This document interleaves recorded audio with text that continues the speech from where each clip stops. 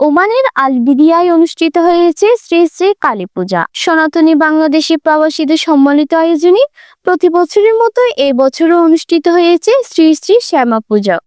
পুজো উপলক্ষে সোমবার সকাল থেকে চলে নানান আনুষ্ঠানিকতার মধ্যে ছিল ধর্মীয় গান পরিবেশনা ও সাংস্কৃতিক অনুষ্ঠান।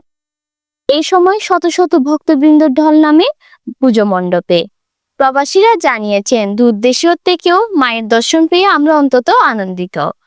দূর দূরান্ত থেকে আগত ভক্তদের জন্য ছিল মহাপ্রসাদের আয়োজন। আয়োজক কমিটির পক্ষ থেকে জানানো হয়েছে, প্রবাসী ভক্তদের এমন আনন্দ ও অংশগ্রহণ তাদের উৎসাহকে আরো বাড়িয়ে দিয়েছে। মায়ের কৃপায় আগামী বছর আরো বৃহৎ পরিসরে এই পুজো অনুষ্ঠিত হবে, এমনই প্রত্যাশা জানিয়েছেন আয়োজকরা। প্রিঙ্কু দাসী পাঠন চিত্রে, কণ্ঠে আদ্রিজা মল্লিক, নিশা, সত্য সনাতন টিভি, আল-বিদিয়া, ওমান।